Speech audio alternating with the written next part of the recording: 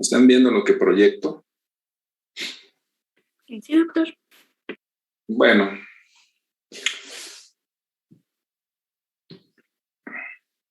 Pongan mucha atención, porque lo que vamos a ver el día de hoy también son enfermedades que les toca atender, incluso en medicina general, son el primer contacto con el paciente. En general, ya les había adelantado gran parte de esto cuando vimos los casos clínicos, pero hoy quiero que pongan mucha atención porque quiero que si tienen alguna duda me lo indiquen inmediatamente. Lo que vamos a ver el día de hoy se llama enfermedad vascular cerebral y lo van a encontrar con otros sinónimos. Ictus se le llama, los norteamericanos le llaman stroke, que significa golpe.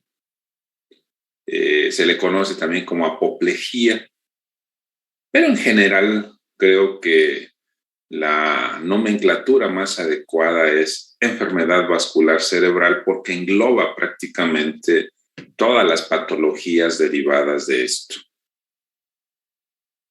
Vean muy bien lo que significa para los norteamericanos, se llama stroke, que la traducción literal sería golpe, porque este grupo de enfermedades se instauran de una manera súbita. Son enfermedades prácticamente de inicio agudo, súbito. Y de ahí, en los casos clínicos que tengan o en los pacientes que les toque ver más adelante, pues van a lograr distinguir enfermedades neurológicas precisamente por la forma de inicio. Si tenemos un paciente con una enfermedad progresiva, pues puede ser un tumor, puede ser incluso una enfermedad subaguda como el Guillain-Barré, puede ser crisis convulsivas, ya saben definirla, puede ser otra enfermedad crónica como el grupo de las migrañas, y sin embargo, las que tienen inicios súbitos son estas. En el caso de los traumatismos, bueno, pues va a existir el antecedente precisamente del accidente y ya van a saber ustedes de qué enfermedades se trata. Si lo queremos definir, es un déficit neurológico focal ocasionado por anormalidades de la circulación cerebral. Quiero decirles que es el padecimiento neurológico grave más frecuente en la práctica clínica. En Estados Unidos se considera como la tercera causa de muerte y es la principal causa de incapacidad neurológica, porque muchas veces no atendemos a las personas a tiempo, no llegan a tiempo al servicio de urgencias y entonces ya los datos neurológicos son prácticamente irreversibles. Si ustedes identifican un paciente por primera vez con algún déficit neurológico focal, solamente el 5% van a deberse a un grupo de patologías como tumores, convulsiones, migraña complicada, migraña hemipléjica, etcétera, etcétera. Pero el 95% se debe a este grupo de enfermedades que vamos a ver el día de hoy. Enfermedad vascular cerebral, que les adelanto de una vez, se clasifica en isquémica y hemorrágica, y la enfermedad cerebral vascular isquémica constituye prácticamente el 85% de los casos. Así se divide: isquémica, hemorrágica. La isquémica puede ser de dos tipos. Aquí no quiero confundirlos porque lo que debía haber puesto en esta diapositiva es de que la enfermedad vascular cerebral de tipo isquémica puede ser algo que se le conoce como ataque isquémico transitorio y infarto cerebral. establecido.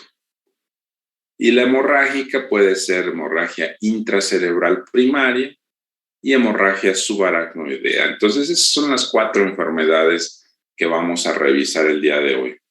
Aquí yo me refería en embólico y trombótico por el origen de la isquemia que vamos a ver a continuación. Entonces, abocándonos específicamente,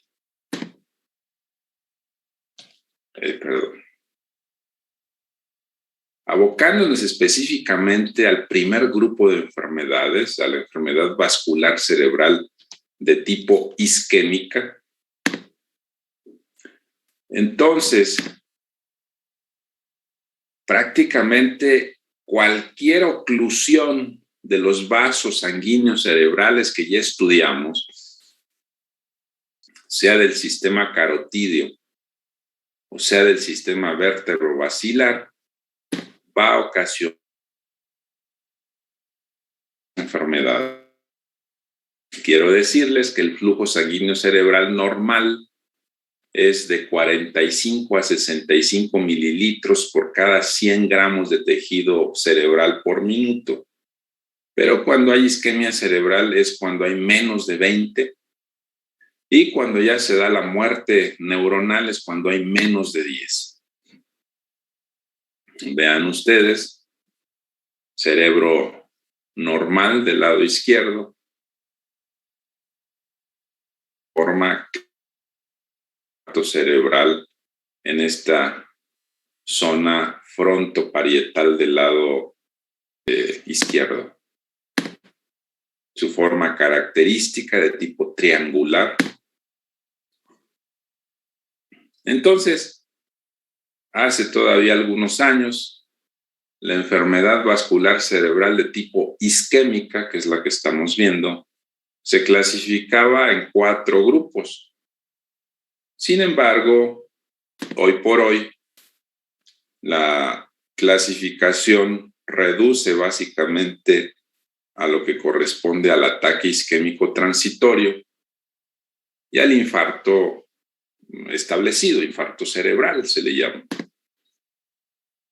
El ataque isquémico transitorio se define también muy claramente en forma temporal, es decir, se trata de un episodio neurológico focal que resulta de isquemia y que se resuelve completamente en menos de 1 hora. Es decir, el paciente les va a decir, doctor, doctora, ¿saben qué? Que el día de hoy estaba haciendo mi trabajo, súbitamente no pude hablar y empecé a tener debilidad del lado derecho del cuerpo. Afortunadamente duró 15 minutos y me recuperé totalmente. Entonces, esa es la clínica precisamente del ataque isquémico transitorio. Si dura 1 hora o más, pues ya no es ataque isquémico transitorio, ya sería un infarto. En estos casos, como la isquemia es muy corta, si le hacemos una resonancia magnética al paciente, no vamos a encontrar absolutamente nada. En la mayoría de los casos, los síntomas duran minutos, 10 a 15 minutos. Entonces, es realmente difícil evaluar al paciente en una etapa aguda y, como les mencionaba hace un momento, en el sitio donde llega ya a la consulta, prácticamente el paciente les relata lo que sucedió, pero ya no le van a encontrar ningún síntoma. Cosa diferente sucede con el infarto cerebral. Cuando ya pasan más de 1 hora de isquemia, pues ya se establece una lesión cerebral permanente. Entonces, el infarto cerebral es un déficit neurológico focal estable. Dependiendo de la arteria que se ocluye, se pueden identificar síndromes vasculares. Entonces, ustedes pueden leer en el libro de Medicina Interna de Harrison los síndromes vasculares más comunes que existen, de la cerebral media, cerebral anterior, cerebral posterior, de la arteria carótida, de la vértebro-basilar, el ictus cerebeloso, el ictus lacunar.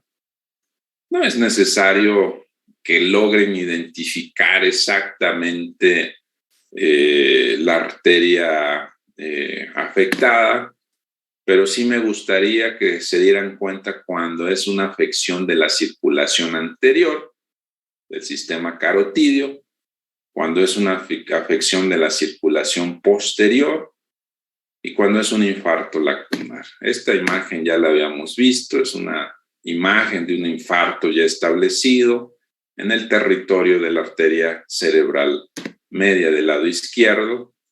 También cuando vimos anatomía vascular, les mencionaba yo la distribución de la arteria cerebral anterior, cómo afecta prácticamente la cara medial del hemisferio, y generalmente la sintomatología va a ir más encaminada a la afección de la extremidad inferior.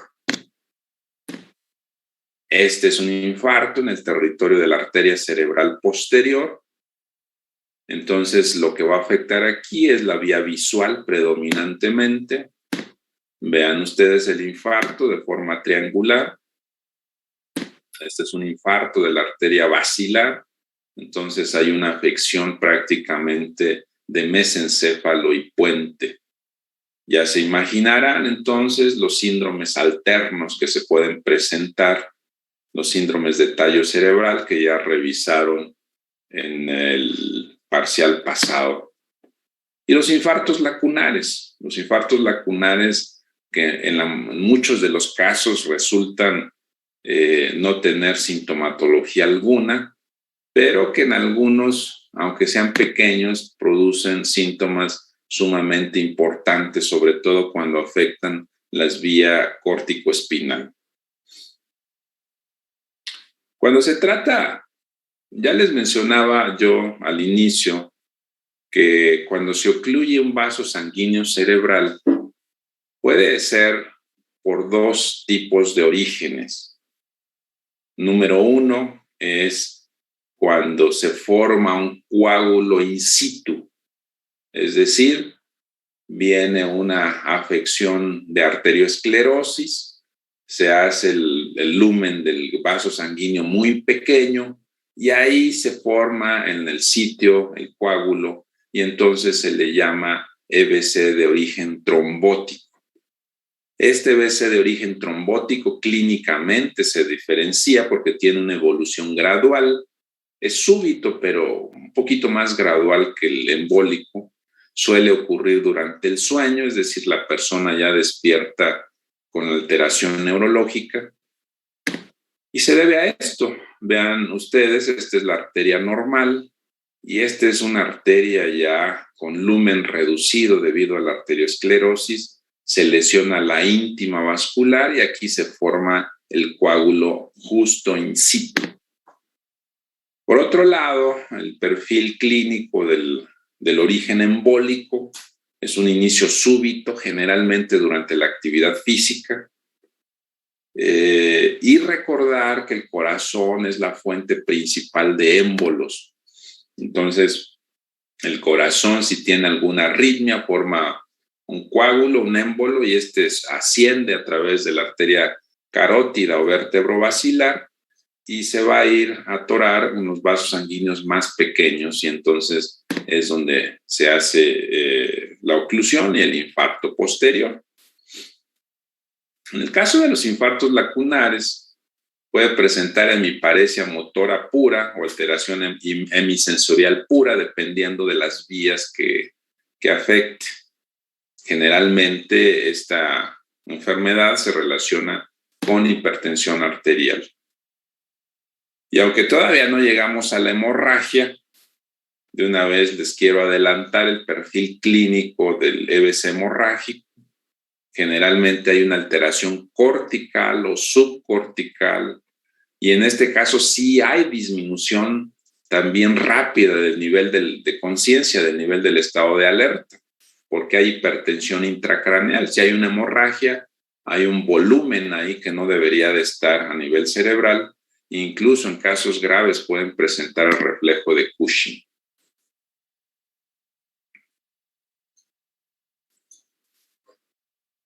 Para lograr identificar entonces ya les decía, hay síntomas específicos para el perfil de alteración de la cerebral media, cerebral posterior, cerebral anterior, etcétera, etcétera.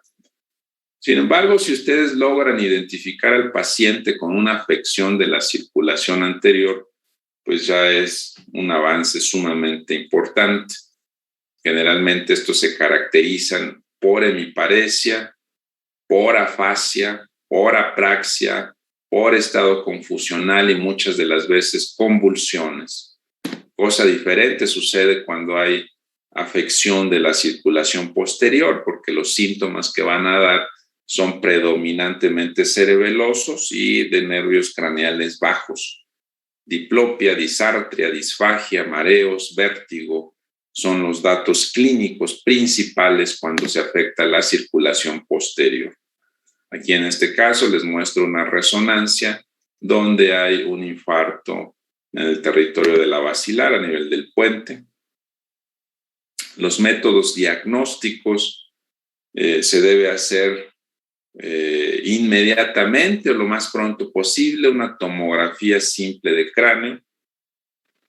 Si no logramos identificar nada en la tomografía, pero los síntomas neurológicos son evidentes, entonces se trata de un EBC isquémico.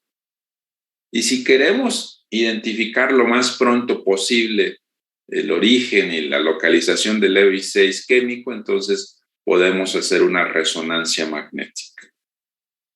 Claro está, ya una vez que se hace el diagnóstico de EBC isquémico, como lo más frecuente es de tipo embólico y lo más frecuente es de que provengan del corazón los émbolos, entonces al paciente se le somete a un protocolo de electrocardiograma, radiografía de tórax, se les hace también un Doppler de la carótida porque es el sitio más común también de arteriosclerosis y oclusión, se le puede hacer una angioresonancia o una angiografía o una tomografía por emisión de positrones, pero prácticamente nos quedamos hasta la resonancia en este momento.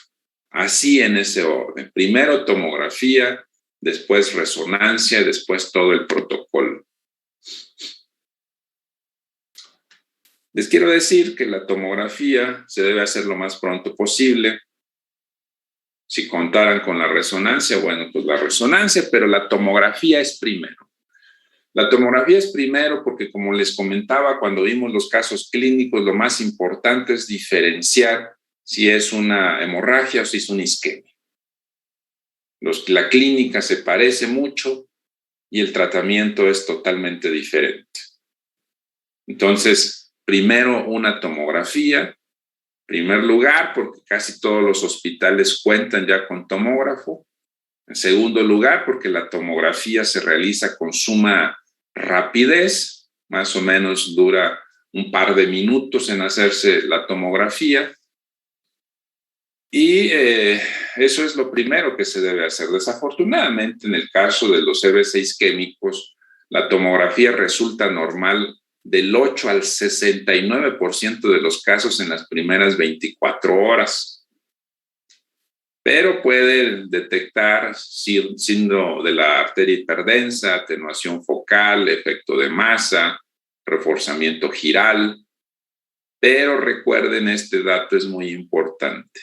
Es normal hasta en el 69% de los casos en las primeras 24 horas. Claro está que hay que repetir la tomografía a las 48 horas y en una semana.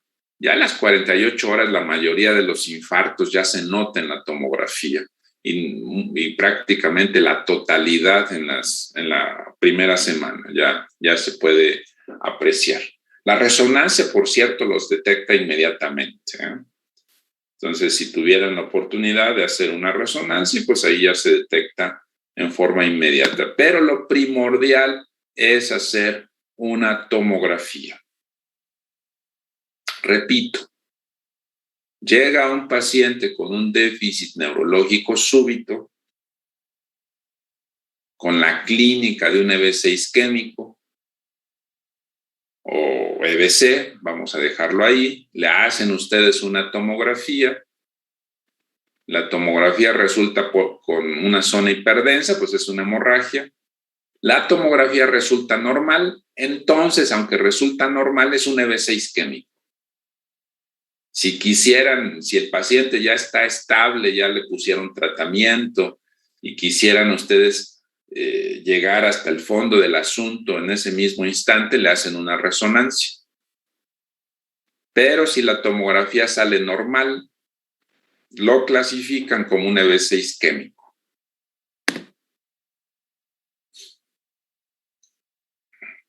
Estas son las características de la resonancia. Es superior a la tomografía en este caso, pero no está indicado hacerla como de primera elección. El motivo es lo que ya les dije. No se cuenta con resonancia en todos lados y aparte, las resonancias habitualmente son programadas. Si llega un paciente a la medianoche, el técnico de la resonancia generalmente no está disponible y aparte, el estudio de resonancia puede durar 1 hora, 2 horas y si el paciente no está estable clínicamente, pues no es conveniente realizarse. Entonces, en conclusión, aunque la resonancia es mejor que la tomografía, en estos casos primero debe realizarse la tomografía. Este es el caso de un infarto occipital del lado derecho. Vean ustedes el signo hiperdenso, ya les había yo mencionado con anterioridad que todos los vasos sanguíneos vistos en la resonancia magnética se ven oscuros por ausencia de señal, pero cuando se forma un coágulo realmente se ve precisamente la zona del signo hiperintenso. Si tienen los recursos y llega el paciente en etapa muy aguda, antes de 3 horas, se puede hacer una angiografía cerebral y podemos encontrar estos signos: signo de la arteria seccionada, signo de constricción y signo de la perfusión de lujo. Vean ustedes, en este caso está cerrada la arteria cerebral media, no se ve en absoluto, y sin embargo los vasos leptomeningios producen lo que se le llama circulación de lujo. Entonces son vías colaterales para tratar de suplir. Es una estenosis de la arteria carótida interna. Se ve aquí mucho más claramente la estenosis. Ok, ya les llega el paciente, ya identifican clínicamente que se trata de un EBC isquémico, le hacen la tomografía y resulta que confirman, o le hacen la resonancia y confirman el tratamiento. Y entonces, ¿qué le hacemos al paciente? Básicamente, quiero que aprendan que hay 2 tratamientos que se pueden dar. Un tratamiento que se da en la etapa aguda y que básicamente consiste en la terapia trombolítica. Los anticoagulantes generalmente no sirven, la dexametasona generalmente no sirven y el manitol, que es un diurético osmótico, lo podemos utilizar cuando hay datos importantes de edema cerebral. En algunos casos está indicado hacer una craniectomía de urgencia, pero la base del tratamiento agudo es la terapia trombolítica. Sin embargo, la terapia trombolítica tiene ciertas características, es decir, para que se pueda emplear en el paciente, debe de tener menos de 3 horas de evolución. Y ustedes van a comprender entonces que aquí en México es realmente difícil tener un paciente que llegue inmediatamente al hospital, aunque sí los hay. Hay dos modalidades para hacer la terapia trombolítica. La primera es el activador tisular del plasminógeno y la segunda es lo que utilizaban los cardiólogos anteriormente para los infartos cardíacos, que es la streptoquinasa. Les quiero decir que a nivel cerebral utilizamos únicamente el activador tisular del plasminógeno.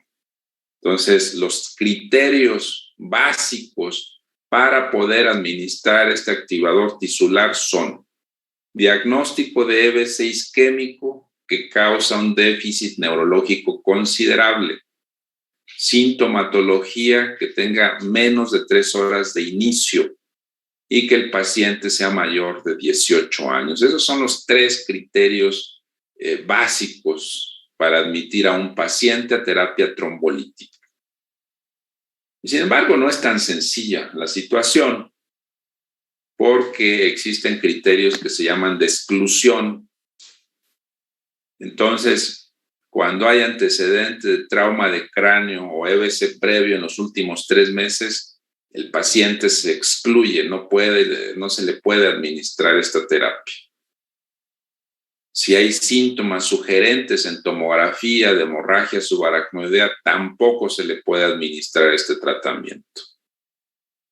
Si por algún motivo le hicieron una punción arterial en un sitio que no pueden comprimir, por ejemplo, si le están poniendo un catéter subclavio y resulta que puncionaron la arteria, pues ahí no se puede comprimir realmente. Entonces, no es candidato el paciente a este tratamiento. Si hay hemorragia intracraneal previa, pues menos. Si hay un sangrado activo del lugar que sea, no se puede administrar este tratamiento. Si tiene plaquetas menores a 100,000, no se puede administrar. Si el paciente por algún motivo le administraron heparina en las últimas 48 horas, tampoco se le puede administrar.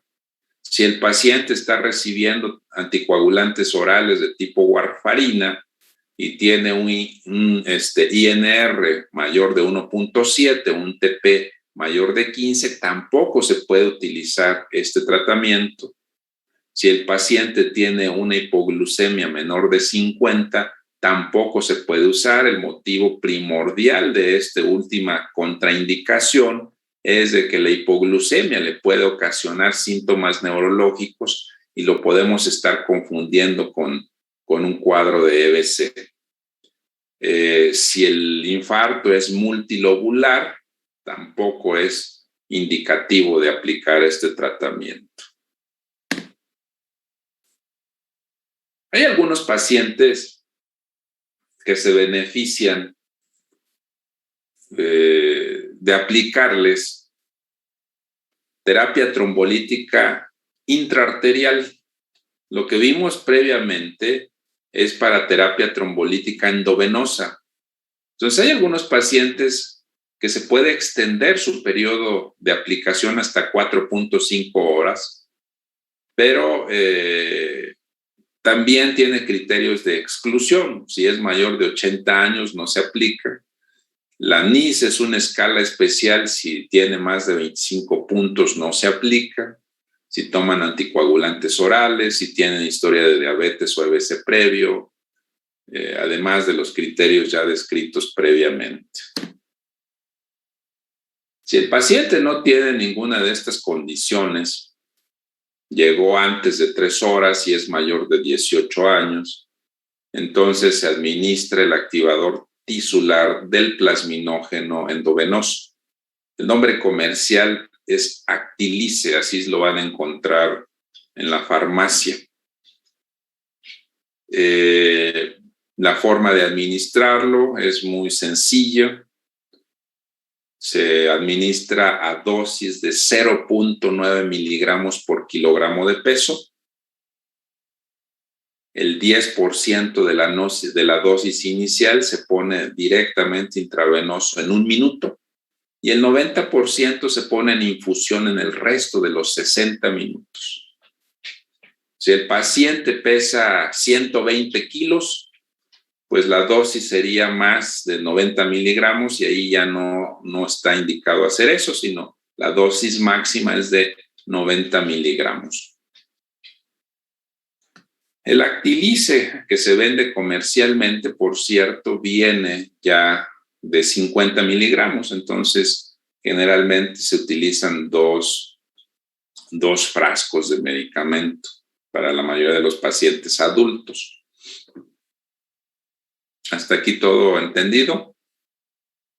Doctor, yo tenía una pregunta. Había leído que también otras contraindicaciones para la terapia trombolítica endovenosa eran que tuvieran glucosa, o sea, que tuvieran hiperglucemia, o sea, de mayor de 400. Y tampoco está anotado ahí en esos criterios la hipertensión arterial. Si tienen hipertensión arterial grave, tampoco se puede administrar. Sí, tienen razón. Ok. Y también que hubiera habido una cirugía mayor en las últimas 2 semanas. Exacto, también. Ok, gracias. Para poder administrar este medicamento, se tiene que pasar al paciente a terapia intensiva. A pesar de que el paciente tenga nada más una hemiparesia y de que esté hablando y de que aparentemente se sienta bien, a excepción de la hemiparesia, el paciente va a terapia intensiva. ¿Por qué? Porque debe ser vigilado. Debe de hacerse una evaluación neurológica cada 10 minutos durante las primeras 2 horas y después cada hora durante las primeras 24 horas. Si hay un deterioro neurológico, hay que pasarlo inmediatamente a hacer otra tomografía, porque el riesgo precisamente de aplicar este medicamento es que el paciente pueda sangrar, que pueda tener otra hemorragia cerebral. Es decir, llega por un infarto cerebral probable o por una isquemia cerebral y resulta que le aplicamos el medicamento y entonces el medicamento nos produce una hemorragia cerebral. Ese es el riesgo mayor. Entonces, en este caso, pues, se tiene que hacer una vigilancia neurológica estrecha en la unidad de cuidados intensivos. Es una oclusión de la arteria cerebral media izquierda y después de la aplicación del medicamento, vean, ya se destapa totalmente.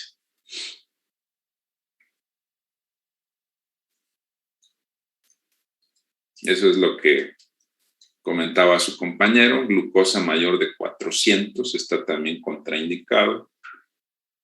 Y la cirugía mayor en las últimas 2 semanas, ese antecedente también contraindica el tratamiento.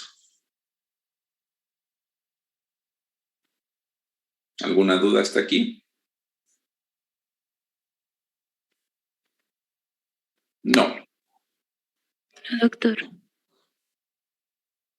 Entonces, les mencionaba, eso es lo que se da habitualmente en etapa aguda, eso es lo único que funciona. La heparina no sirve de nada, la dexametasona no sirve de nada, la warfarina únicamente está indicada cuando se trata del síndrome anticuerpo antifosfolípido.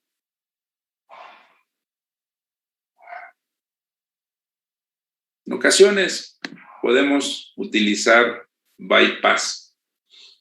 Es una paciente que tuvo una oclusión de la carótida interna, intracraneal. Y aquí lo que estamos haciendo es hacer un bypass. Estamos tomando la arteria temporal superficial y le estamos anastomosando a una arteria intracraneal. Una vez que se hace eso, ahí vean el bypass, esta es la arteria temporal superficial y se conecta con una arteria intracraneal. Entonces nos metemos a la cisura de Silvio, llegamos hasta la carótida interna donde está el coágulo. Vean el color del vaso sanguíneo, está un coágulo ahí establecido. Se hace oclusión de toda la arteria para poder sacar el coágulo y que no haya un sangrado importante. Ahí se está sacando el coágulo, todo esto es con microscopio. Y una vez que se ha extraído el coágulo, se cierra la incisión por donde lo extrajimos. Vean ustedes cómo estaba la coloración oscura cuando estaba el coágulo, y ahorita la arteria que está vacía es prácticamente transparente. Una vez realizado esto, se retiran prácticamente todos los clips y el paciente recupera la circulación. En el caso del EBC de tipo hemorrágico, les voy a hacer énfasis porque esto no quiero que se les olvide. Básicamente hay dos tipos especiales de EBC hemorrágico: la hemorragia intracerebral y la hemorragia subaracnoidea, básicamente. Entonces, no confundan, por favor, que los hematomas epidurales y subdurales, esos no entran en esta clasificación. Si ustedes revisan un libro, cualquier libro, los hematomas epidurales y subdurales los van a encontrar en el capítulo de traumatismo craneoencefálico, pero no aquí. Estas son otro tipo de condiciones. Claro está que hay algunos casos esporádicos donde se presentan hematomas subdurales cuando la hemorragia es muy cercana a la corteza cerebral, pero esto es rarísimo. Entonces, para fines prácticos, el EBC hemorrágico se debe básicamente a la hemorragia intracerebral y a la hemorragia subaracnoidea. Hematomas epidurales y subdurales no van aquí, esos van en el capítulo de traumatismo craneoencefálico, ¿de acuerdo? Entonces, vamos a ver el primero de ellos, la hemorragia intracerebral. La hemorragia intracerebral tiene una incidencia de 12 a 15 casos por cada 100,000 habitantes por año. Yo creo que en la actualidad es mucho más alto esta estadística, dado también que es más alto la hipertensión arterial. Es 2 veces más frecuente que la hemorragia subaracnoidea y la causa número 1 es la hipertensión arterial. Existen otras causas, pero la número 1 en la que no quiero que se les olvide nunca es que la hemorragia intracerebral es ocasionada por la hipertensión arterial. Ya ustedes van a revisar el capítulo de hipertensión arterial y se van a dar cuenta que la hipertensión arterial es realmente una enfermedad silenciosa. El paciente puede estar hipertenso durante años y no tener ningún síntoma. Ustedes le toman la presión y detectan la presión muy alta, le indican tratamiento y el paciente no se lo toma. ¿Por qué me lo voy a tomar? Dicen, si realmente pues yo no siento nada, yo no me siento mal, yo estoy bien, ni la cabeza me duele. ¿Por qué me tomaría ese tratamiento? Entonces, así evolucionan durante años con una hipertensión arterial asintomática hasta que sucede esto, hasta que les da la hemorragia cerebral. El problema es que cuando les da la hemorragia cerebral, generalmente produce daño neurológico irreversible. No hay forma de regresar el tiempo. De ahí que es muy importante que ustedes, cuando ya estén en su servicio social, que estén tratando pacientes con hipertensión arterial, deben hacerle énfasis en que deben de tomar el tratamiento a pesar de que no tengan síntomas.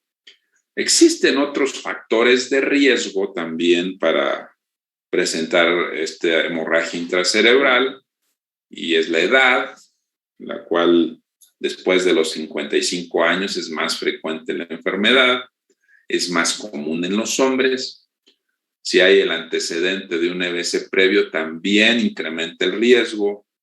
Si el paciente fuma, si consume drogas, si tiene algunas otras alteraciones de la coagulación, también son factores de riesgo para hemorragia intracerebral. La segunda cosa que no se les debe de olvidar en este tema es de que la localización más frecuente de esta hemorragia cerebral es en los ganglios basales. 50% de todas las hemorragias intracerebrales es en los ganglios basales. 15% en tálamo. Recuerden que el tálamo está muy cerquita de los ganglios basales, entonces realmente entre los dos ya hacen un 65%. El tercer lugar es el puente, 10%. El cuarto lugar es el cerebelo con 10%, 10% en la sustancia blanca, y el resto de tallo cerebral diferente de puente, es decir, mesencéfalo, bulbo raquídeo, del 1 al 6%. Estudios que se tienen que realizar: tomografía simple de cráneo, nuevamente. Entonces, tomografía simple para diferenciar, en primer lugar, si es isquémico o hemorrágico. Si la tomografía resulta normal, pues es isquémico. Pero cuando se trata de una hemorragia, la tomografía siempre va a mostrar el hematoma. Se muestra una zona hiperdensa siempre, ahí sí no hay forma de equivocarse. Si quieren ahondar en el diagnóstico, sobre todo hacer una resonancia con el modelo de angioresonancia, pues pueden hacerla, pero de inicio el estudio inicial es la tomografía. Es un angioma cavernoso, vean ustedes el tipo de hemorragia que da. Esta es una hemorragia intraventricular. Es imposible no identificar estas imágenes, pues las hemorragias se identifican en forma inmediata. Hemorragia subcortical debido a una malformación arteriovenosa. Hemorragia hipertensiva. Vean ustedes afección de ganglios basales y tálamo. Vean nuevamente ganglios basales con irrupción al sistema ventricular. Hemorragia talámica. Hemorragia en tallo cerebral. Hemorragia cerebelosa. Hemorragia subcortical, 10% de los casos. Hemorragia subaracnoidea y hematoma. A veces los aneurismas generan la hemorragia subaracnoidea y el flujo de la sangre se va hacia el parénquima cerebral. También esto es poco frecuente. Por algún motivo, no sé qué pasó con las otras diapositivas, pero el tratamiento de las hemorragias intracerebrales básicamente se divide en dos grupos. Número 1, tratamiento conservador, es decir, darle medicamentos de sostén en forma general. Y el segundo grupo es cirugía. ¿Cuándo va a estar indicada una cirugía? Cuando haya gran efecto de masa. Lo que pasa es que hay hemorragias intracerebrales pequeñas, pues a esas no se les hace nada, pero hay otras hemorragias cerebrales que son más grandes y que producen efecto de masa, y entonces esas son las que se tienen que operar. Pero van a decir ustedes, bueno, doctor, ¿y cómo voy a saber cuándo es una hemorragia intracerebral pequeña y cuándo es una hemorragia intracerebral grande? Bueno, pues la indicación es de que se mide la línea media, y si hay una desviación de la línea media mayor de 8 milímetros, quiere decir que está haciendo un efecto de masa importante y es una indicación para hacer una craneotomía y extraer el hematoma, la hemorragia. Entonces, la indicación es una desviación de la línea media mayor de 8 milímetros. ¿De acuerdo? ¿Alguna duda hasta aquí? No. Sí, doctor. Y si la hemorragia fuera en el cerebelo, ahí había leído que hay ahí en todos los casos se opera. Sí. Okay. Recuerden ustedes que el cerebelo se encuentra en la fosa posterior. Y la fosa posterior no únicamente tiene el cerebelo, sino está el tallo cerebral también. Entonces es una zona muy estrecha. Si la hemorragia es cerebelosa, existe una alta probabilidad de que se comprima el tallo cerebral. Entonces, si es muy pequeña la hemorragia, pues tampoco se opera, pero donde vamos a diferenciar si es quirúrgica o no es cuando observamos el cuarto ventrículo. Si la hemorragia es grande, el cuarto ventrículo va a estar ocluido. Y entonces la mayoría de las hemorragias intracerebrales a nivel cerebeloso se operan. Ok. ¿Alguna otra duda? No. Pasamos al último tema de esta clase, se llama hemorragia subaracnoidea. Y aunque se cansen de escucharlo, bueno, esta es una fotografía de un paciente que operamos con un aneurisma y una hemorragia subaracnoidea. Vean ustedes la coloración. Esta no es una coloración normal del cerebro. Entonces, aunque se cansen de escucharlo, les quiero repetir que hay dos tipos de hemorragia subaracnoidea: la traumática y la espontánea. La que nos corresponde ver el día de hoy es la hemorragia subaracnoidea espontánea. La traumática se ve en el capítulo de traumatismo craneoencefálico. Y en relación a frecuencia, es más frecuente la del traumatismo craneoencefálico porque hay muchos traumatismos craneoencefálicos. Y en el caso de la hemorragia subaracnoidea espontánea, habitualmente se debe a ruptura de aneurismas, a ruptura de MAPS, a vasculitis, alteraciones de la coagulación.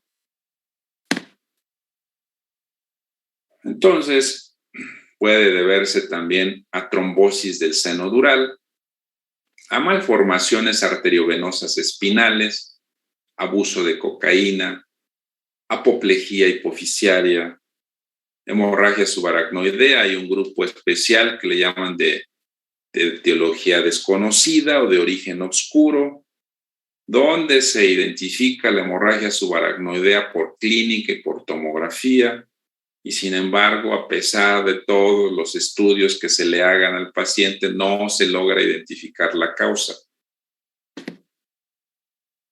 Esta es una hemorragia subaracnoidea postraumática.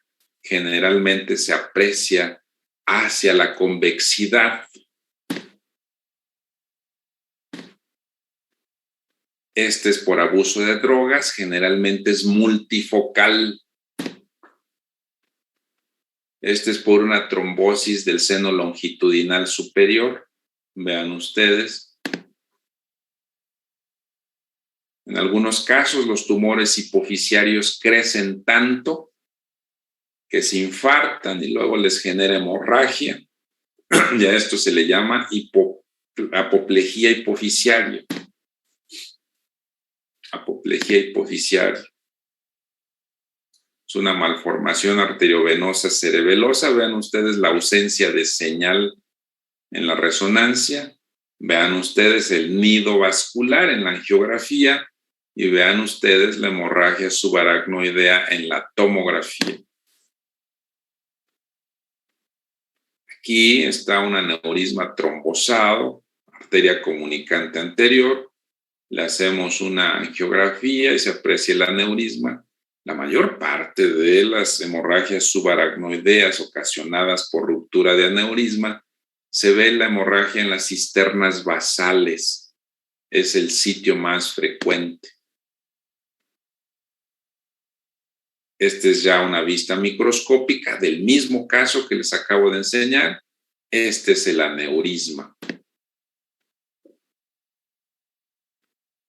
La ruptura de aneurismas se da de 10 a 28 casos por cada 100,000 habitantes.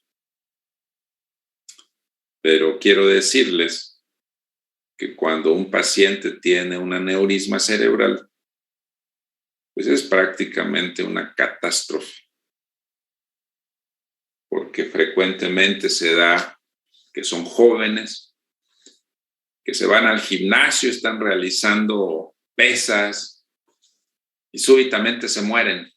¿De qué se murió? ¿Quién sabe? Yo creo que le dio un infarto cardíaco. Pues no, resulta que tuvo una ruptura de aneurisma y se murió. 10% mueren antes de llegar al hospital. 8% mueren por deterioro progresivo.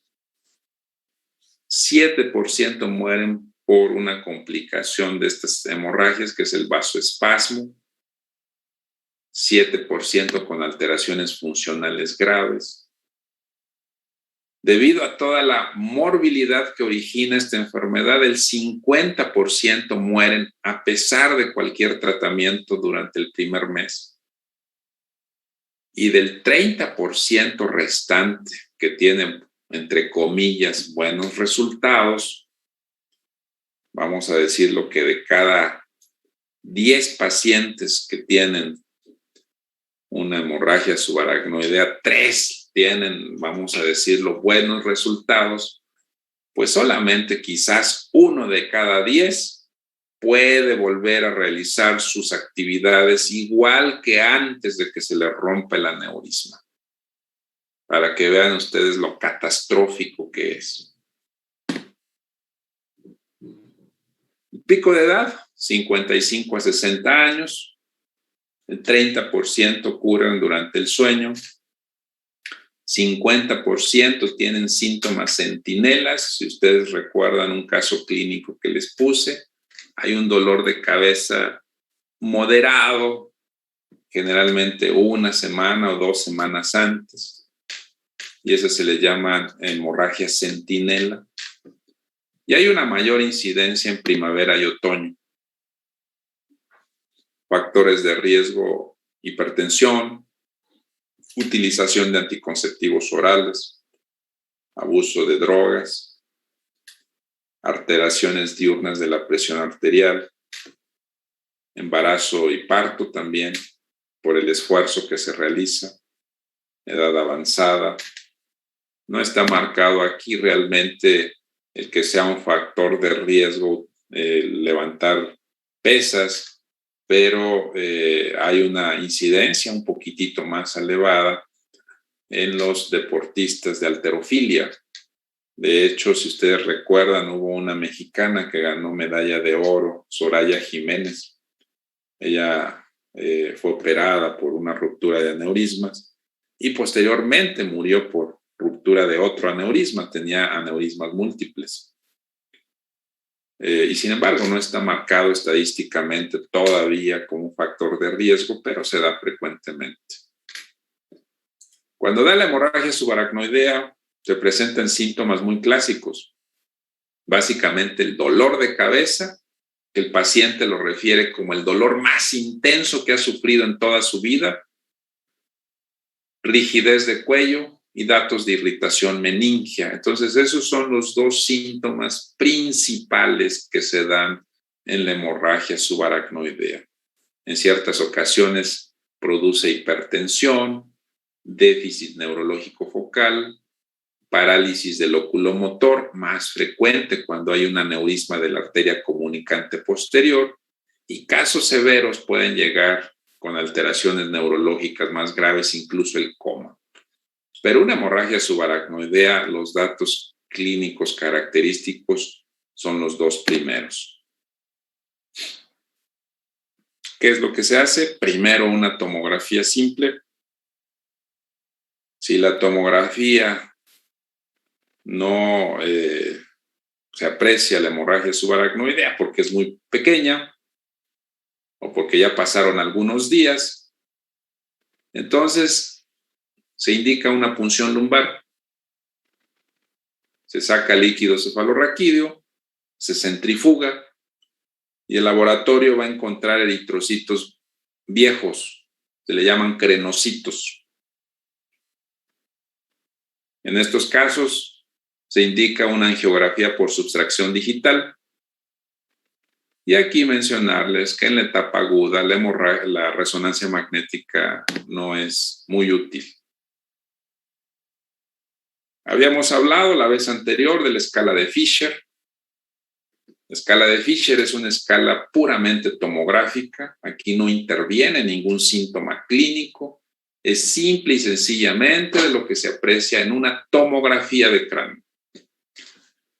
grado 1, grado 2, grado 3 y grado 4. El grado 1 es cuando no se ve sangre y sin embargo tiene hemorragia subaracnoidea. Y el grado 4 es en todos los casos donde la hemorragia invade el sistema intraventricular. Se ve mucho mejor aquí. El grado 1 es una tomografía normal. El grado 2 es una línea de sangre, en este caso dentro de la cisura de Silvio. El grado 4 es una línea mucho mayor, mucho de más grosor. Mencionábamos mayor de 1 milímetro. Y el grado 4 es cuando la sangre se mete al ventrículo. Esa es la clasificación de Fisher. Y la clasificación clínica, hay dos que se utilizan con mucha mayor frecuencia. Una es la escala de Juni-Hess y la otra es la escala de la Federación Mundial de Neurocirugía. La que está más utilizada en la clínica a nivel mundial es la escala de Juni-Hess y es la que les presento ahorita. El grado 1 es el más suave, asintomático o una cefalea moderada, signos meningios leves, hasta el grado 5, donde hay coma profundo y rigidez de descerebración. Recordar que se le agrega un punto si el paciente tiene alguna enfermedad crónico-degenerativa severa, como diabetes o hipertensión arterial. Es decir, si el paciente clínicamente lo identificamos con un grado 2, pero padece hipertensión arterial, entonces inmediatamente pasa a grado 3. Y recordar que van a encontrar en la literatura una escala de Juni-Hess modificada donde agregan un grado 0. El grado 0 va encaminado específicamente a los aneurismas incidentales. ¿Qué significa eso? Que ustedes están estudiando al paciente por cualquier otra cosa, por ejemplo, por una migraña. Se les ocurre hacerle estudios del protocolo que les mencioné de las migrañas, le hacen una resonancia y el radiólogo dice, bueno, pues le hago también una angioresonancia de una vez y aparece un aneurisma, pero el paciente no tiene ningún síntoma. Entonces es un aneurisma incidental, lo encontraron antes de que se rompiera y por algún otro motivo. Entonces eso iría en el grado 0 de la clasificación modificada de Juni-Hess. Esta clasificación quiero que la estudien bien. Entonces, la hemorragia subaracnoidea puede presentarse desde algo leve hasta algo severo con el paciente en estado de coma. Cuando se da esta hemorragia subaracnoidea, tiene una diferencia muy significativa con respecto a la hemorragia subaracnoidea postraumática. La hemorragia subaracnoidea postraumática habitualmente no tiene ninguna implicación clínica, es decir, tiene una evolución benigna. Pero esta hemorragia subaracnoidea por ruptura de aneurismas tiene una evolución maligna porque produce varias cosas, produce hiponatremia, produce arritmias cardíacas, riesgo de resangrado, hidrocefalia y vasoespasmo. Todas estas condiciones hacen que la mortalidad del paciente se incremente drásticamente. Riesgo de resangrado, 4% el primer día, 1.5% por día hasta el día número 13, en total hasta el 20% durante el primer mes, en total hasta el 50% durante los primeros 6 meses y de ahí un 3% anual acumulativo. Y eso se los digo porque hay pacientes que se les detecta el aneurisma y a veces no quieren operarse. Entonces, con estas estadísticas sabemos que si no se operan, en algún momento van a tener ruptura nuevamente del aneurisma con consecuencias graves o funestas. En relación al vasoespasmo, esas son las estadísticas. Mayor incidencia, y de hecho venía en una de las preguntas que les hice en los casos clínicos, prácticamente a la semana después de la hemorragia. Entonces es la mayor incidencia de vasoespasmo.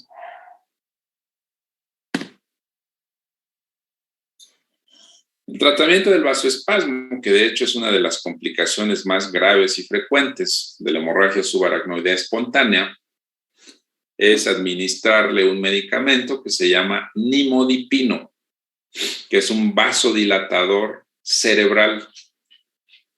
En algunas ocasiones se puede hacer una vasodilatación por angioplastía, pero para hacer eso hay que hacer un estudio invasivo que es la angiografía, entonces realmente es poco utilizado.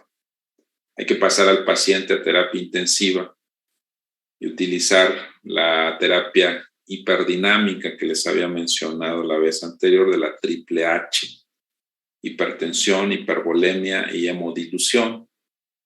Y sin embargo, a veces es difícil hacer esta terapia hiperdinámica porque si le damos estas tres condiciones al paciente, podemos acelerar el riesgo de que vuelva a romperse el aneurisma. Entonces, esta terapia hiperdinámica completa generalmente se le da cuando el paciente ya está operado, cuando ya no hay riesgo de que se vuelva a reventar el aneurisma. En cuanto a la localización, pues quiero decirles que el 85 al 95% de todos los aneurismas son en la circulación anterior, que depende de las series, pero en México es más frecuente en la arteria comunicante anterior, seguido de la arteria comunicante posterior, y que en el 20 al 30% los aneurismas son múltiples, como el caso de Soraya Jiménez que les mencioné. Estos aneurismas pueden presentarse de tres formas. Lo más común es de que se presenten cuando se rompe el aneurisma, es decir, cuando les da hemorragia subaracnoidea. Pero hay otras dos formas de presentación. Los aneurismas incidentales, que era lo que les platicaba hace un momento, que les hacen un estudio por otro motivo y aparece el aneurisma. Y el tercer forma de presentación clínica es cuando el aneurisma antes de romperse crece mucho. De hecho, se consideran aneurismas gigantes cuando son de 3 centímetros o más de diámetro, y en esos casos pueden producir efecto de masa como si fuera un tumor. Entonces, estas son las tres formas de presentación clínica de los aneurismas, siendo la más frecuente cuando éste se rompe y produce una hemorragia subaracnoidea. Una vez que se identifica la hemorragia subaracnoidea y el aneurisma, hay dos formas de tratamiento. Una forma es la terapia endovascular. Se canaliza, se hace una punción a nivel de la arteria inguinal, se pasa un microcatéter a través del corazón y se sube hasta los vasos cerebrales, se identifica dónde está el aneurisma y se liberan unos alambres de platino que se llaman coils.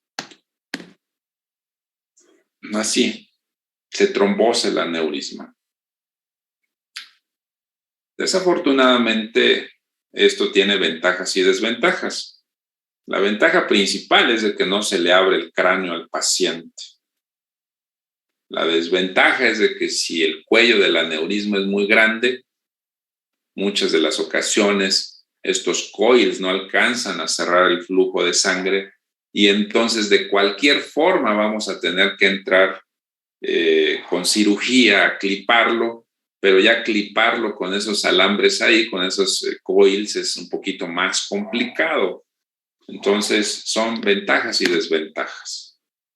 A veces se ponen stents con la finalidad de evitar que los coils se salgan. O la cirugía, que consiste básicamente en poner esto que se le llama clip de titanio en el cuello del aneurisma e inmediatamente se cierra.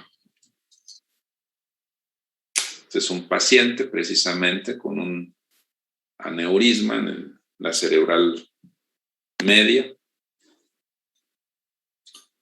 El abordaje más común que se hace es un abordaje pterional, Aquí ya está cubierto el paciente. Se hace diferentes técnicas. En este caso es una técnica donde se le está infiltrando una solución para hacer disección de la piel y separarla del músculo temporal, y a veces reduce también el sangrado ahí. Ahí se está haciendo ya el corte de la piel. Este es el músculo temporal. Ahí ahí se levanta el músculo temporal. Me voy a adelantar un poquitito por obvio de tiempo. Se hace un orificio con un aparato que se llama craneotomo, y ese mismo craneotomo tiene un aditamento para cortar el hueso de forma lateral, que es lo que se está haciendo en este momento. Una vez de que se hace toda esa craneotomía, vean ustedes, ya está prácticamente cortado todo el hueso. Le voy a adelantar un poquitito. Se levanta el colgajo y encontramos la dura madre. Esta zona de hueso se retira para poder entrar a la cisura de Silvio. Aquí se hace la apertura de la dura madre. Inmediatamente se observa el cerebro con hemorragia. Vean, está saliendo líquido cefalorraquídeo hemorrágico.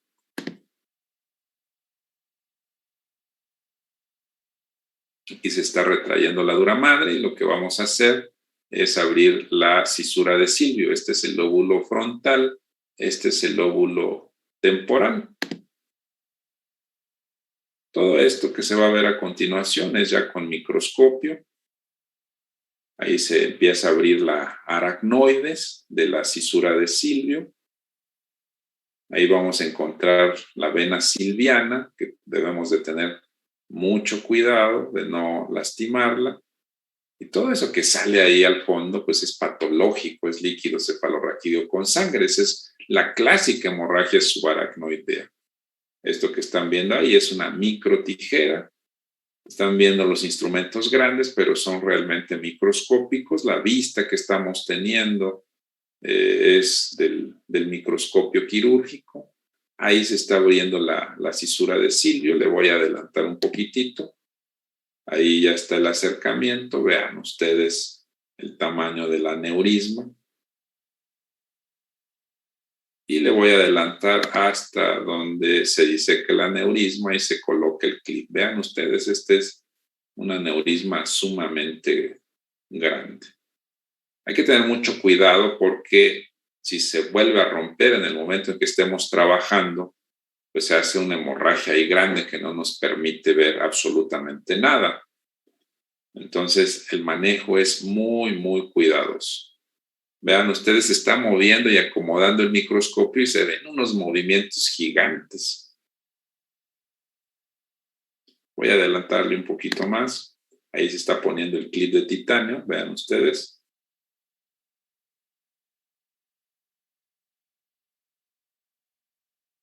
Ese es el clip de titanio.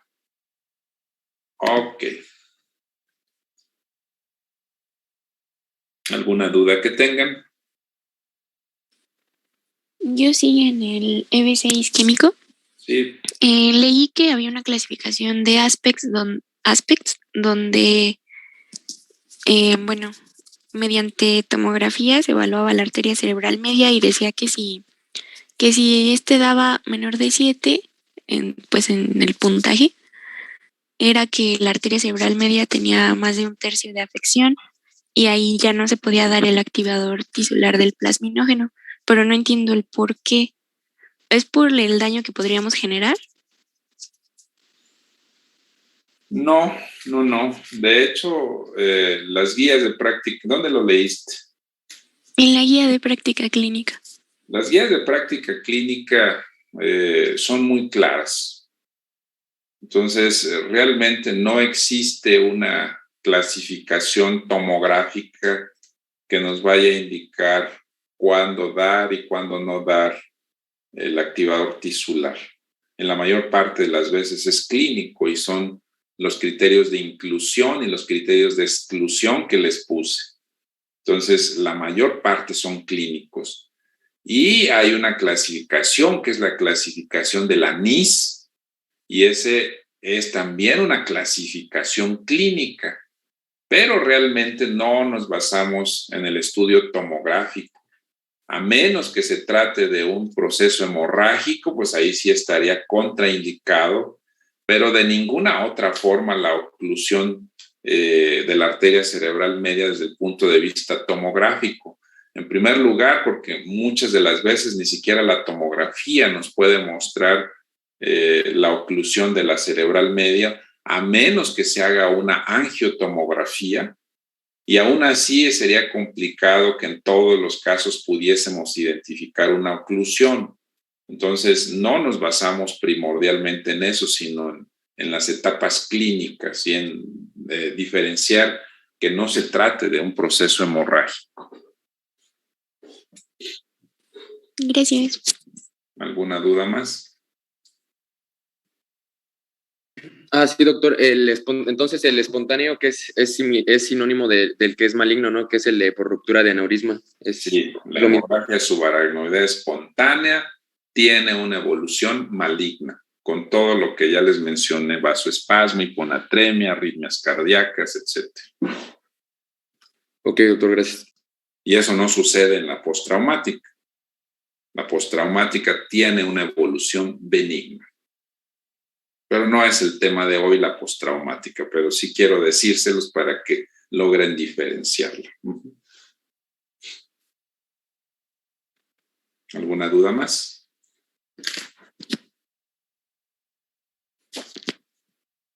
¿También se usa el tenecteplase o ese es para infartos cardíacos? El que se utiliza es el activador tisular del plasminógeno, cualquier nombre comercial que tenga.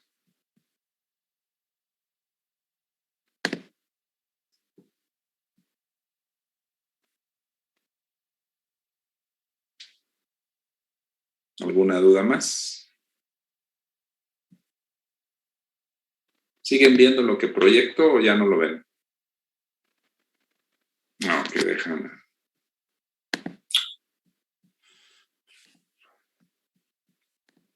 Bueno, nos queda otro tema. Es la enfermedad de Parkinson. Y terminamos por el día de hoy.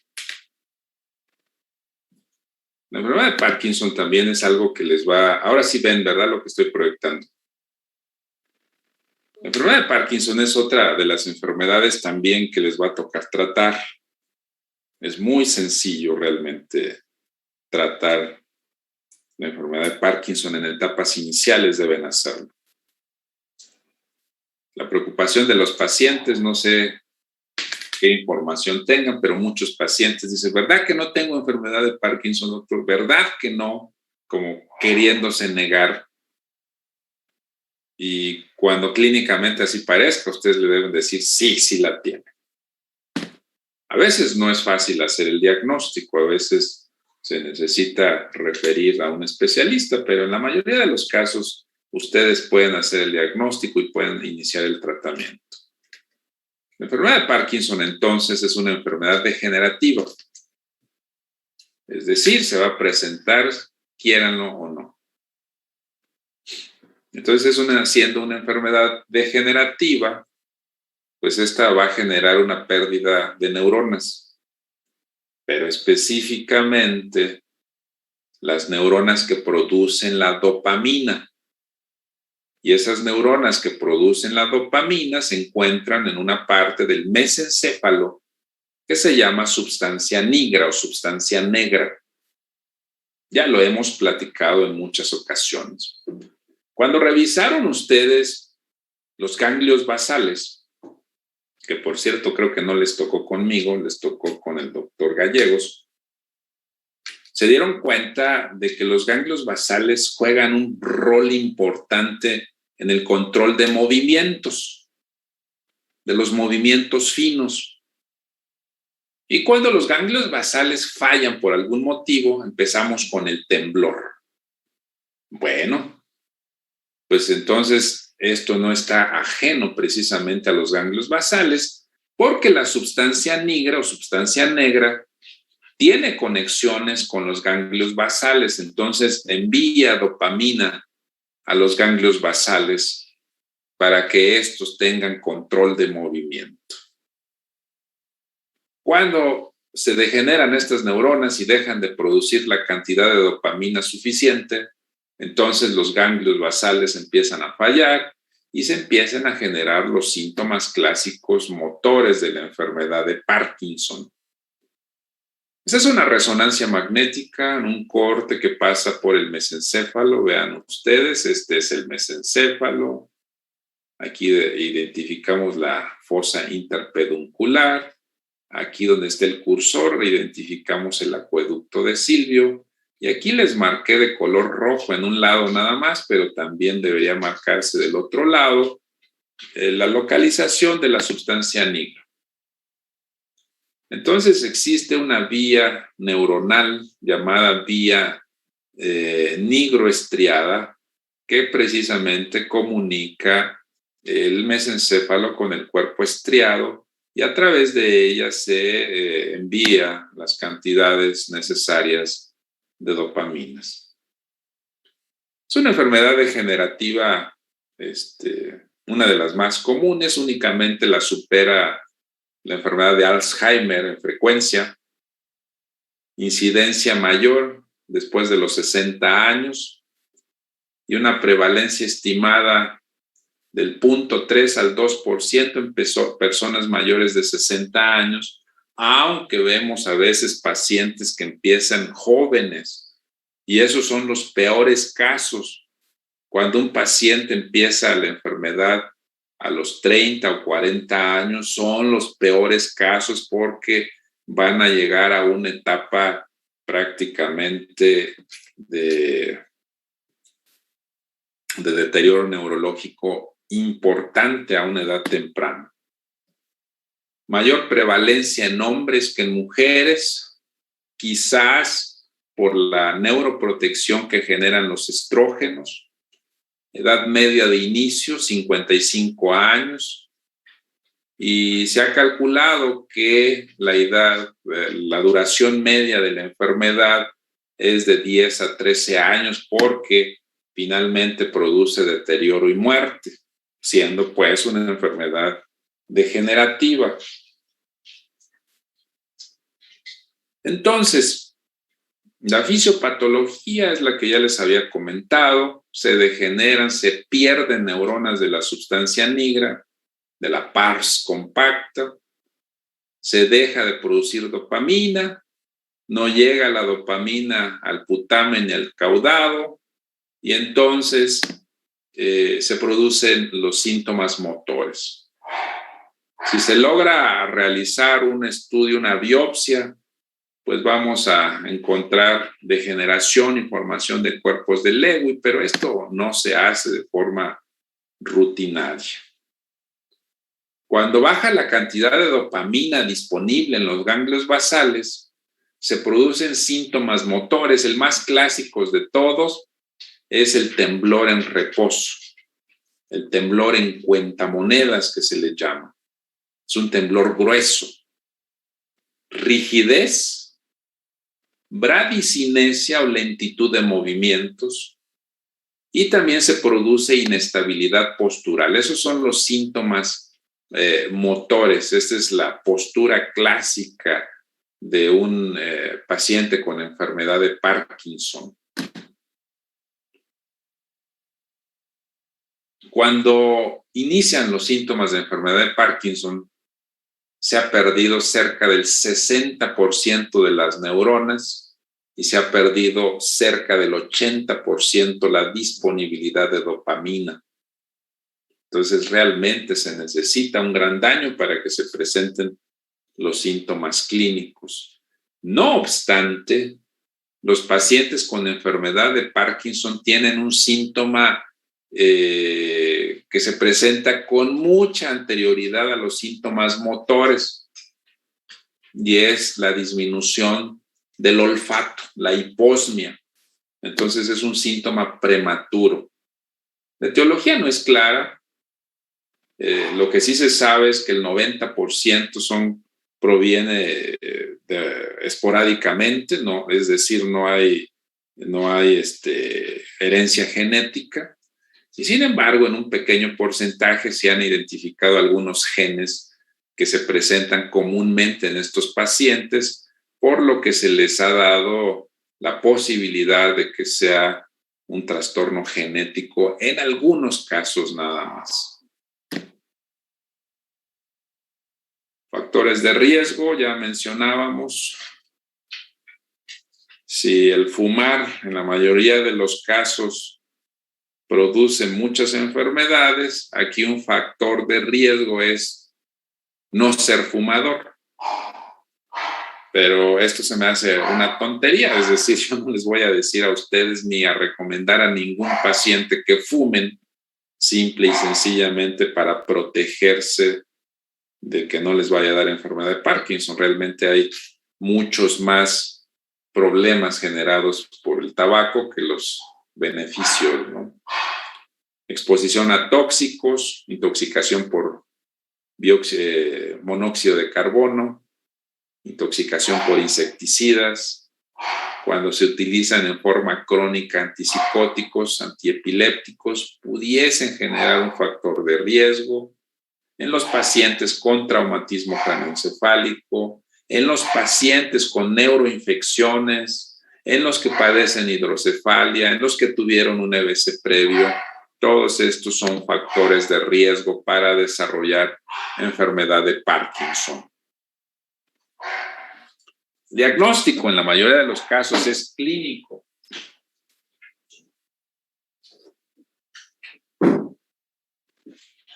La imagen realmente poco probable que nos ayude, a excepción de las resonancias magnéticas volumétricas. Ya hay una prueba que se llama prueba aguda de levodopa que casi también ya no se utiliza. Entonces, realmente el diagnóstico es clínico. Y en el cuadro clínico deben de distinguir que existen síntomas motores, que ya les presenté, y síntomas no motores. Ahorita vamos a ver de qué se trata cada uno de ellos.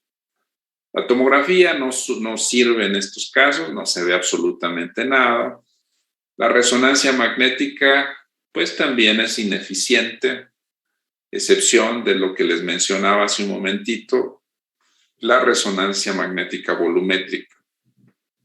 Entonces, sin embargo, la resonancia magnética volumétrica no está disponible en la mayoría de los hospitales, entonces deben de saber que existe, pero no se utiliza en forma rutinaria. Existe un estudio que se llama SPECT cerebral, que a través de radiomarcadores presinápticos se puede identificar una disminución precisamente de la vía nigroestriada, pero también es un estudio que no se utiliza en forma rutinaria. Esta es una imagen de la resonancia magnética volumétrica, sobre todo para medir aquí las cantidades de neuronas a nivel de la sustancia negra, y este es un SPECT cerebral. La prueba aguda de levodopa se administra el medicamento y en teoría los síntomas mejoran inmediatamente. Sin embargo, una prueba positiva no es concluyente de enfermedad de Parkinson y una prueba negativa de cualquier forma debemos descartar otras formas de parkinsonismo. De una vez aprovecho para decirles que es diferente llamar enfermedad de Parkinson que síndrome de Parkinson. Son cosas diferentes. La enfermedad de Parkinson es esto que estamos viendo ahorita. Es una enfermedad degenerativa. Y el síndrome de Parkinson puede generar síntomas parkinsonianos, pero por otro motivo. Muy frecuentemente se da posterior a medicamentos. Si ustedes recuerdan, existe un medicamento que se llama metoclopramida. Se utiliza frecuentemente, es un medicamento procinético. Lo utilizan los gastroenterólogos muy frecuentemente porque facilita el vaciamiento gástrico y el movimiento intestinal, pero en algunos pacientes la metoclopramida les ocasiona síntomas parkinsonianos y entonces eso se le llama síndrome de Parkinson. Sucede también muy frecuentemente con los neurolépticos.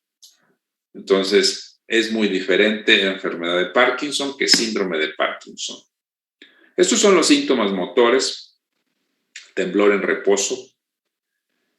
Es un temblor grueso. 4 a 6 hercios, es decir, 4 a 6 ciclos por segundo. Hay rigidez del cuerpo. El paciente camina, pero dice que siente los pies como si fueran de plástico. Bradicinesia, que significa lentitud de movimiento. Y la inestabilidad postural. El paciente tiende a encorvarse hacia adelante, con los brazos hacia atrás. Ese es el temblor clásico de la enfermedad de Parkinson. Temblor en cuentamonedas también se le llama. Aunque da en reposo, en este caso estaba tan avanzado que incluso al hacer movimientos el temblor persistía, pero en etapas iniciales, en el momento en que el paciente está haciendo algún esfuerzo, el temblor cesa. Es más temblor de reposo. Y esta, ya les había mostrado una fotografía de la inestabilidad postural, pero en este caso, pues véanlo claramente cómo está encorvado hacia adelante y vean ustedes la mano cómo va temblando. Entonces, la escritura es también característica de la enfermedad de Parkinson, el signo de la rueda dentada, la hipomimia, el paciente tiene facies inexpresivas, pero también existen síntomas no motores, sobre todo de afecciones psiquiátricas tipo ansiedad, tipo depresión, afecciones autonómicas con alteración del vaciamiento gástrico, alteraciones del sueño, generalmente tienen insomnio, alteraciones sensitivas en algunos casos. Entonces vean ustedes la frecuencia de síntomas no motores, estado depresivo en el 55% de los casos, trastornos del sueño en el 40%. Entonces, esto es lo que se presenta también. Otros síntomas no motores, ya les mencionaba la hiposmia, que se da en etapas tempranas de la enfermedad, para que lo tomen en consideración. Para identificar los síntomas no motores se utiliza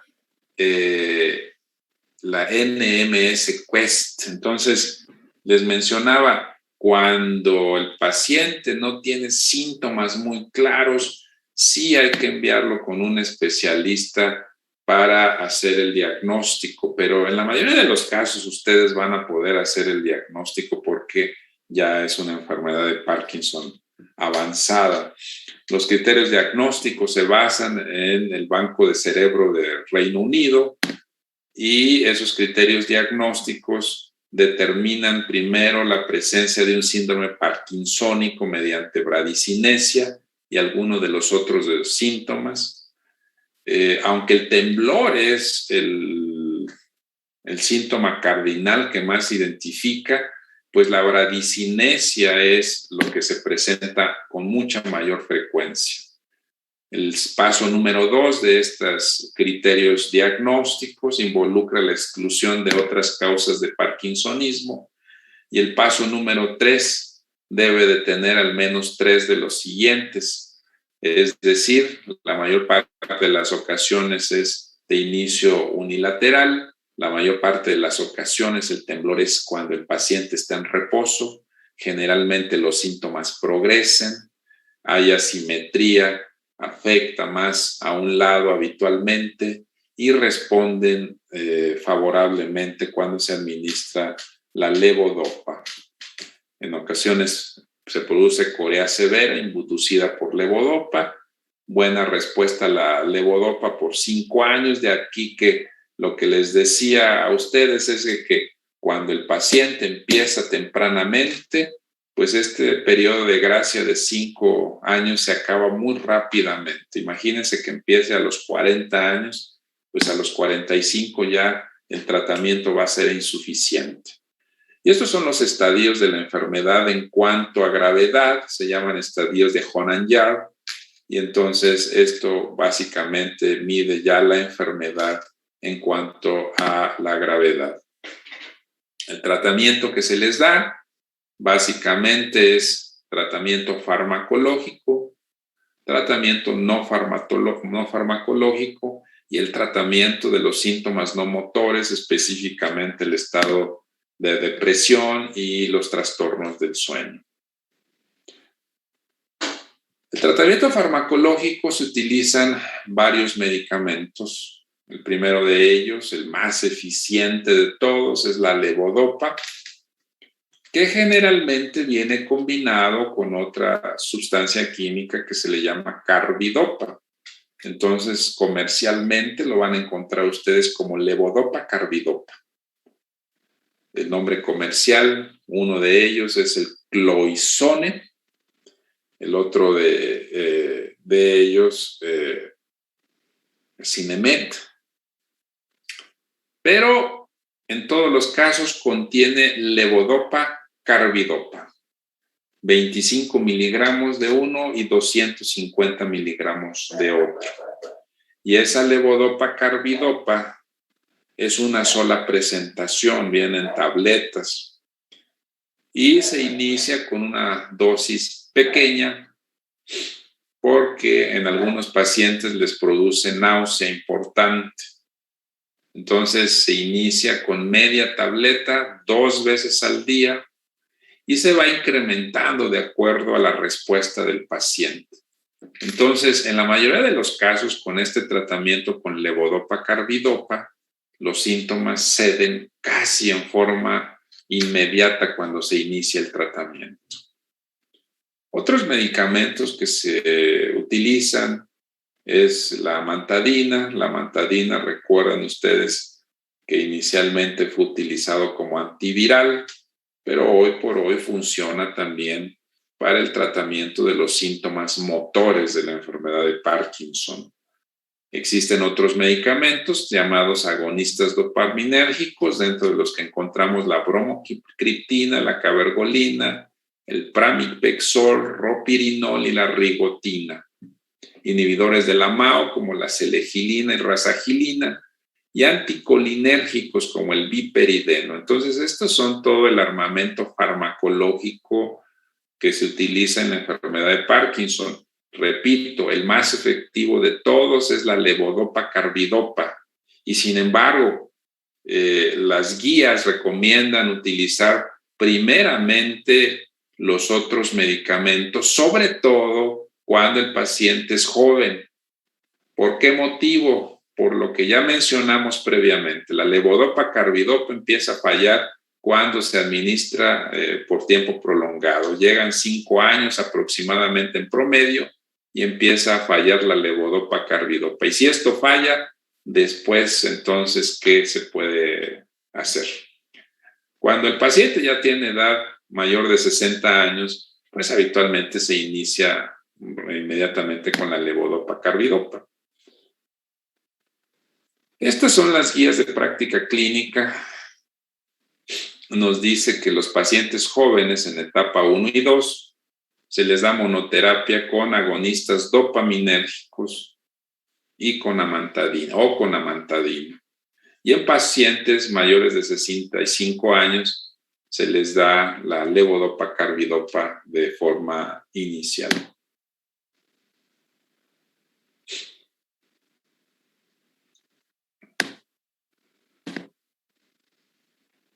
La levodopa, entonces, y en conclusión, es el tratamiento sintomático más efectivo. Sin embargo, Después de varios años de utilizarse, se presentan unos fenómenos clínicos llamados fenómenos de encendido y apagado. Los norteamericanos le llaman de on-off. ¿Y eso qué significa? Que el paciente parece que está funcionando bien y de repente se detiene y no puede realizar movimientos por algunos segundos porque deja de funcionar el medicamento. Fenómenos on-off, así los van a encontrar en los libros. Y esos empiezan a presentar después de que el paciente ya ha consumido el medicamento por más de 5 años. Y existe entonces un tercer medicamento que se llama entacapone, que se le combina la levodopa-carbidopa y entonces hace que el efecto dure un poquitito más. Entonces, con este entacapone puede aumentarse el tiempo de utilización de la levodopa-carbidopa. Otra posibilidad es de que cuando ya no funcione este medicamento, suspendamos el medicamento y más o menos por un mes. En ese mes el paciente pues va a estar descontrolado y sin embargo cuando lo volvemos a iniciar es muy probable que vuelva a funcionar por un periodo de tiempo. Tratamiento de la depresión, bueno, pues antidepresivos, sobre todo los inhibidores de la recaptura de serotonina. Cuando se utiliza la selegilina, que se utiliza para el control de los movimientos parkinsonianos, también funciona para controlar el estado depresivo, pero no debe combinarse con los antidepresivos inhibidores de la recaptura de serotonina. También el pramipexol mejora los síntomas depresivos. En los pacientes que presentan síntomas gastrointestinales, se les administra un medicamento también procinético llamado domperidón. En algunos casos de estreñimiento, el polietilenglicol, y en los casos de cialorrea, el glicopirrolato. De todos estos, lo que yo he visto que más frecuentemente se da es el retraso en el vaciamiento gástrico. El trastorno del sueño, se utiliza el clonazepam o el pramipexol, sobre todo en el síndrome de piernas inquietas. Y cuando el paciente ya está en una etapa avanzada, donde ya los medicamentos no funcionan, entonces está indicado realizar tratamiento quirúrgico. Y este tratamiento quirúrgico puede ser de 2 tipos. Uno que se le llama lesional, es decir, entramos con un sistema que se llama estereotaxia y quemamos una zona de los ganglios basales que se llama el globus pálido interno. Entonces a esto se le llama palidotomía unilateral. Pero mucho aún mejor si se cuenta con un estimulador cerebral profundo. También se coloca la punta en el globo pálido interno, pero el estimulador va generando precisamente algunas zonas ahí del globo pálido interno para que funcione mejor. Esto es el neuroestimulador o estimulador cerebral profundo. Se coloca, se localiza el globo pálido interno y ahí se pone. Y entonces, o incluso se puede localizar también a nivel de los ganglios subtalámicos y entonces va generando estímulos que se transmiten a través de un cable y eso hace que disminuyan los síntomas motores de la enfermedad de Parkinson. El problema de estos estimuladores cerebrales profundos es que son caros. Deben de costar alrededor de unos 500,000 pesos nada más el puro aparato.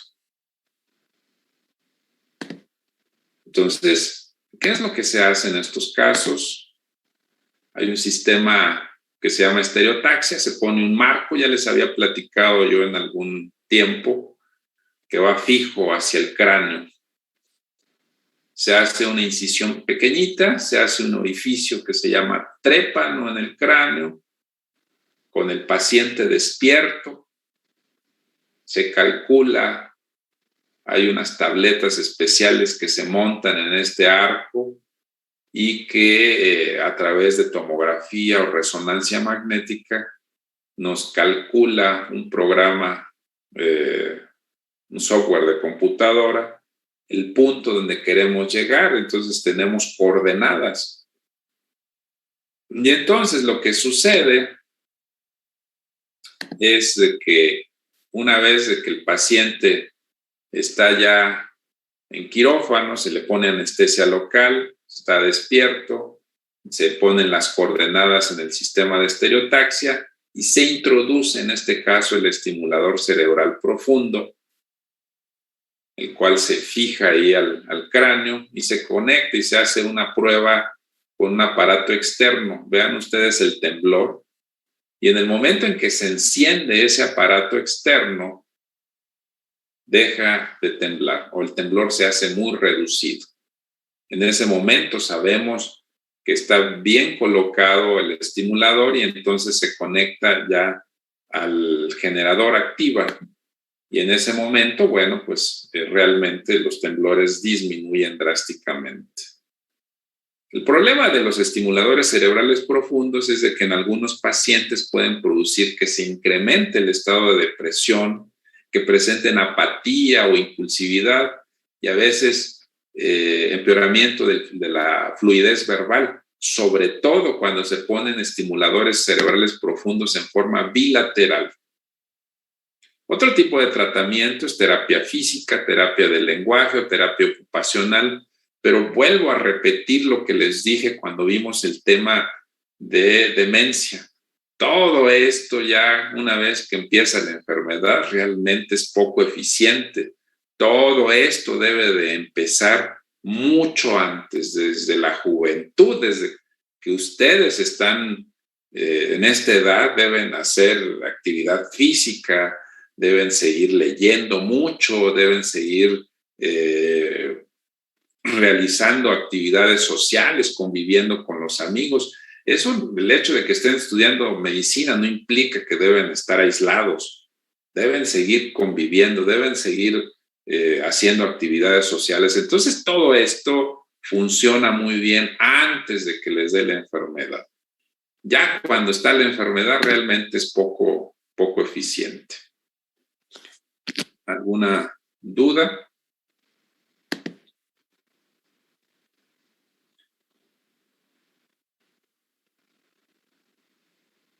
¿Ninguna? Sí, doctor.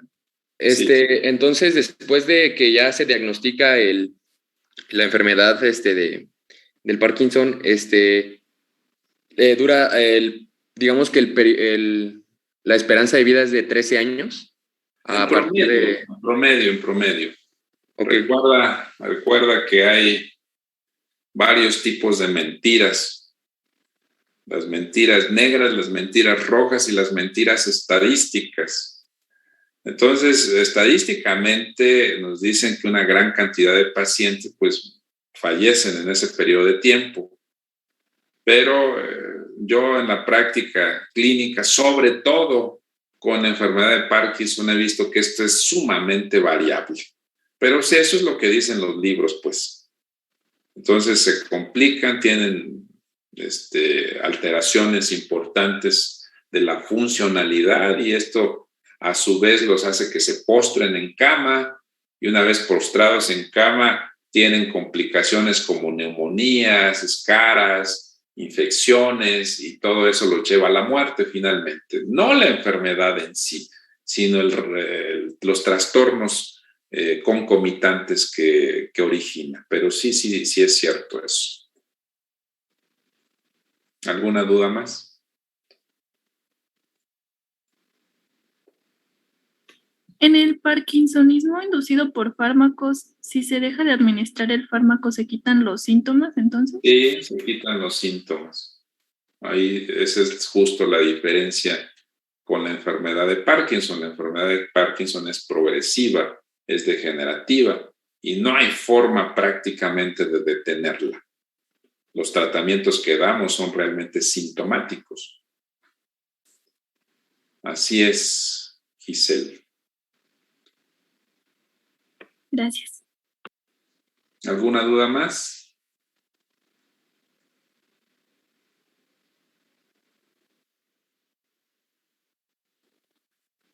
Bueno, pues creo que entonces terminamos por esta semana y vamos a